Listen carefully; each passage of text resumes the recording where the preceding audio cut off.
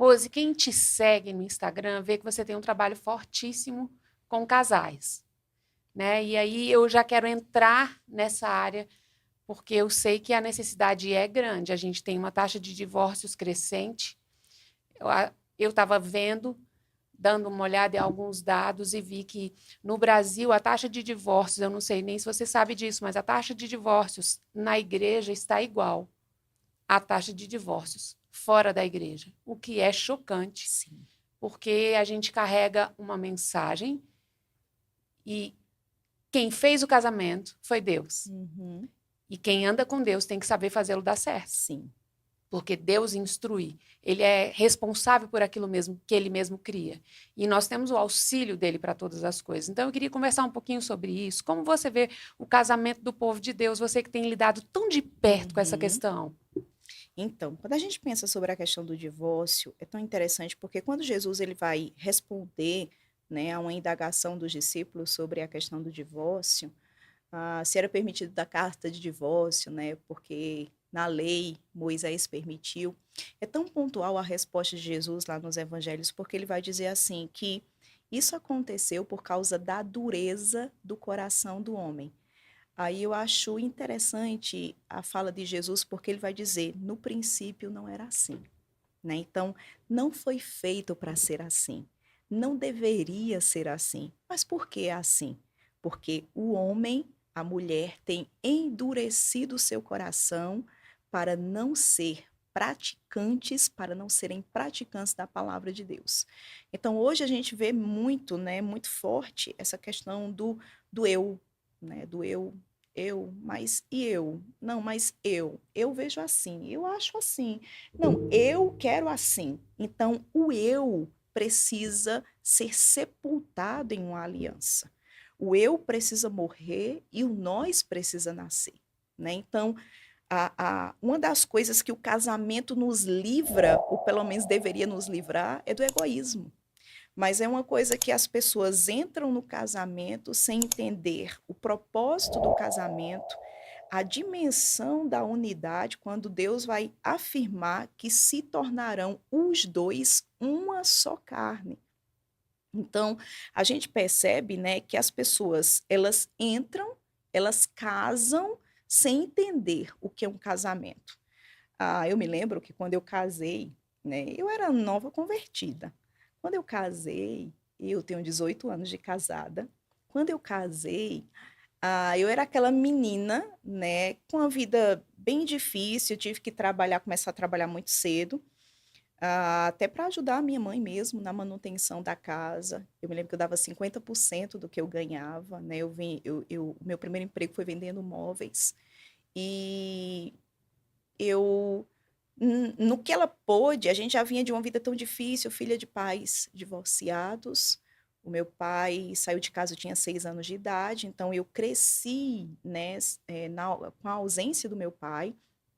Então, a gente viveu uma vida bem difícil. Minha mãe, ela não completou os estudos, né? Então, ela era totalmente dependente financeiramente do meu pai. Quando o provedor foi embora, o nosso sustento foi embora, né? Então, a gente ficou numa situação bem difícil. Então, o que ela pôde fazer para nos poupar, no que estava ao alcance dela, ela fazia. Então, como eu comecei a trabalhar muito cedo, então o que foi que a mãe pensou, né? Ela disse: eu vou tentar facilitar para minha filha de todas as maneiras. Eu era menor de idade quando comecei a trabalhar, nem poderia, mas Uhum. como era uma cidade pequenininha, né? Aquela questão de confiança, né, eu conheço de quem Rosimara é filha. Rosimara é filha de Amara, que é filha de, de, de Cicrano, de Deltrano, de sei quê. Então, é aquela coisa de família, né, de cidade pequena, e eu fui colocada nesse emprego. E aí, manhinha, ela me acordava todos os dias, eu começava a trabalhar de 7h30 da manhã. Minha mãe me acordava com um leitinho, né, com um copo de leite, com um café solúvel, e ela ia lá no quarto, eu na cama, e ela dizia, Rosinha, e ela mexia aquele leitinho o tempo todo. E para não criar nata, porque se criasse nata, Você não bebia. Eu queria Devolver. devolver.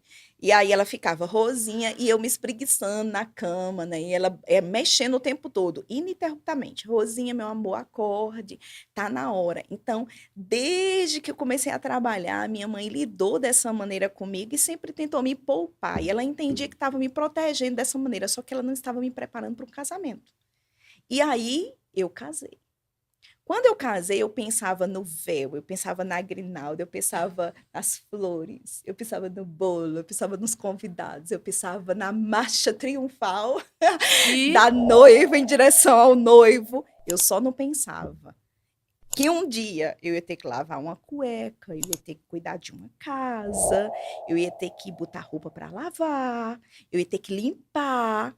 Então, nós penamos. Na verdade, eu diria que o meu marido, ele penou muito, né? Muito, de ter uma casa suja, eu trabalhava 9 horas por dia, não tínhamos condição de ter uma funcionária em casa, então as roupas estavam lá amontoadas no cesto, as panelas estavam sujas na pia, né? E a gente viveu um caos nos nossos primeiros anos de casado. Então, aquele romantismo, né? Aquela romantização de um casamento, né? Aquele o sonho, glamour não aquele teve. glamour. Mas por quê? Porque entramos em um casamento sem saber o que é um casamento. Interessante que ninguém exerce uma profissão sem primeiro se preparar para essa profissão.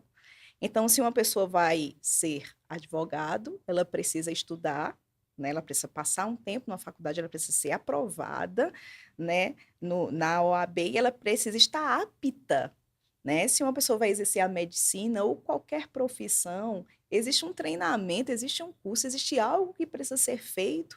Quanto maior a relevância da sua profissão, mais vai ser exigido de você nesse tempo de preparação.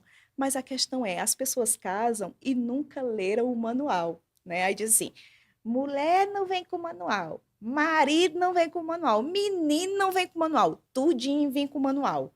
Qual é o manual da esposa que funciona bem? Bíblia. Qual é o manual do marido que funciona bem? Bíblia. Qual é o manual do filho? Como criar filho? A Bíblia nos fala, sabe? Qualquer pessoa que faz um equipamento, cria, tem um manual. E seguir o manual é segurança para que o aparelho ele funcione na potência máxima.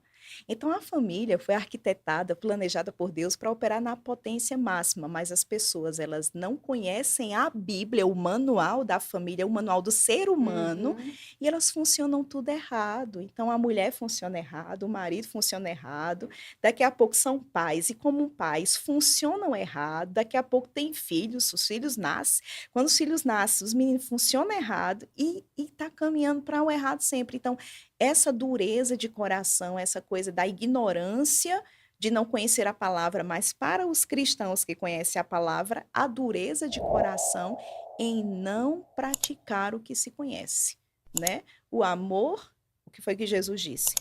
Que o marido deveria amar a esposa como o Cristo amou a igreja, um amor sacrificial. Os maridos não querem se sacrificar, né? O que Deus falou para as mulheres, se submeter aos seus maridos, como a igreja se submete a Cristo, as mulheres não querem se submeter, né? Então, cada um vai pegando o eu e abortando o nós.